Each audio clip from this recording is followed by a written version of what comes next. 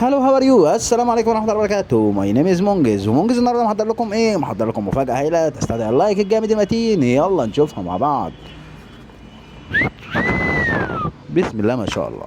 حاجة في منتهى الجمال والفخامة والأناقة من رونسون. زي ما احنا شايفين ولاعة رونسون يا جماعة. الموديل ده موديل التمانينات، سنة 82 و83 وما إلى ذلك. والموديل ده مميز جدا من رونسون بعلامة الهلب بتاعته اللي احنا شايفينها معانا ده كده. العلامة دي بتميز رونسون السفينة عن أي ولاعة تانية.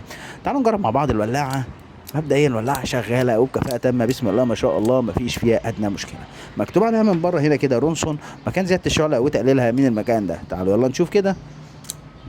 تقدر تزود الشعلة بالشكل ده او تقلل الشعلة بالشكل ده. طيب مكان تغيير الحجر منين يا منجز؟ من تحت هنا كده. لو بصينا هنلاقي الولاعه من تحت مكتوب عليها رونسون فاري فلام ميد ان انجلاند. ومكان تغيير الحجر بتاعها سهل جدا، نص لفه كده. استغل الممتلئ من رونسون.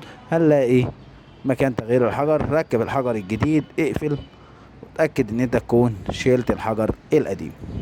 لازم تكون قبل ما تشيل صباعك متأكد ان انت قفلت المشقبية دي كويس عشان ما تنطرش منك. مكان الملو بتاعها منين؟ نص لفة كده هنلاقي الغطا بيتفتح معانا، شبيك لبيك، ده مكان الملو بتاعها.